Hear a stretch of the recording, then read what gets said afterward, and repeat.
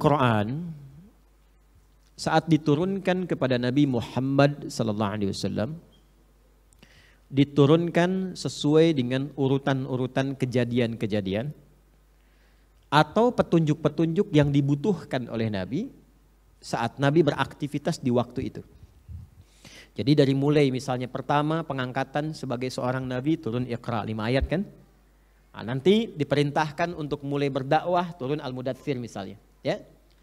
Selama berkegiatan kurang lebih sekitar 23 tahun, kurang lebih lah. Ya, kalau mau kita ambil 22 tahun, 2 bulan dan 22 hari kurang lebih, maka bersamaan dengan itu turun ayat, turun ayat, turun ayat. Dahsyatnya Al-Quran diturunkan sesuai kejadian, ketika lengkap tuntas diperintahkan Nabi SAW untuk membacakan sesuai dengan bimbingan malaikat, maka malaikat diperintahkan oleh Allah mengurutkan urutan ayat-ayat Quran yang telah turun itu sesuai dengan urutan baru yang susunannya Allah berikan petunjuk kepada malaikat, namanya tauqifi. Maka diurutkanlah dari Al-Fatihah sampai dengan An-Nas. Jadi nanti ada sesuai urutan dengan ayat-ayat turun, namanya asbabun nuzul, ya kan? Atau yang dibutuhkannya. Dulu yang menghimpun itu adalah sahabat Ali bin Abi Thalib. Tapi kemudian setelah tuntas selesai, maka diperintahkan Nabi melalui malaikat Jibril untuk membacakan Quran sesuai urutan yang Allah perintahkan dari Al-Fatihah sampai An-Nas. 114 surah, 30 juz dalam Al-Qurannya, 6.236 ayat. Dahsyatnya apa? 2. 1. Ternyata urutan Al-Fatihah sampai An-Nas itu salah satu bentuk urutan yang menjaga kemurnian Quran. Bukan hanya lafadznya. Jadi kalau kita mendalami satu ilmu tertentu yang memperhatikan urutan Quran, Quran itu jelas Pak, ada bagian tengahnya, faliyatalattaf di surah Al-Kahf itu. Jadi kalau kita baca dari situ ke belakang sampai ke depan, kita tahu itu tengahnya Quran. Jadi dengan membuka itu saja kita tahu nih kalau ada ayat yang kurang, ya, atau halaman yang hilang kita tahu tuh. Oh ini ada yang hilang nih, ini ada yang kurang nih. Terus urutannya dari Al-Fatihah sampai dengan An-Nas itu berurut secara makna. Al-Fatihah pembuka dijelaskan di Al-Baqarah, penjelasan Al-Baqarah dirinci di Ali Imran, diurutkan di An-Nisa terus sampai dengan An-Nas. Itu mukjizat yang tidak pernah ditemukan di kitab manapun.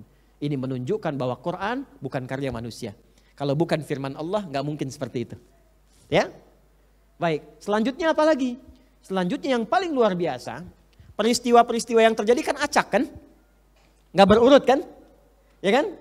Nabi misal ya diangkat jadi nabi, turun surah kan, turun ayat. Nabi mengalami peristiwa perang Badar, turun ayat kan? Nabi mengalami peristiwa perang Uhud, turun ayat kan? Nabi mengalami peristiwa bimbingan tentang bisnis pada para sahabat, turun ayat kan? Tentang riba, turun ayat. Tentang puasa, turun ayat. Itu kan peristiwanya acak. Turun. Begitu kemudian selesai diurutkan Al-Fatihah sampai An-Nas, terjadi tersusun menjadi kurikulum kehidupan.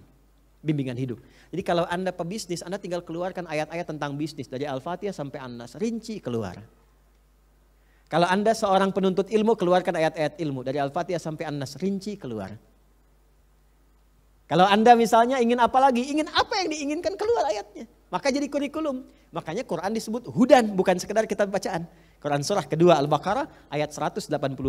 Syahrul Ramadhana alladzi unzila fihil Qur'anu hudal linnas. Sekarang kita harus kembali ke Quran. Kita harus yakini bukan cuma kitab bacaan. Dibaca ada pahalanya, tapi dipelajari, diamalkan, ada kesan yang berbeda di dalamnya. Jadi jangan nanti ada pertanyaan lagi ya, kenapa mushaf yang ada nggak sesuai dengan urutan asbabun nuzulnya, ya? Bukan tidak sesuai, tapi Allah memberikan sebuah urutan atau satu urutan yang memberikan kurikulum kehidupan. Asbabun nuzul ada babnya sendiri sebagai inspirasi jika menemukan peristiwa serupa bagaimana kita menyikapinya. Sedangkan urutan Quran yang kita dapatkan sekarang adalah kurikulum kehidupan yang utuh, yang tidak hanya mencakup 1-2 peristiwa. Jadi Anda menginginkan satu peristiwa, Allah menginginkan kesempurnaan dari semua etapa kehidupan yang kita lalui. Jelas?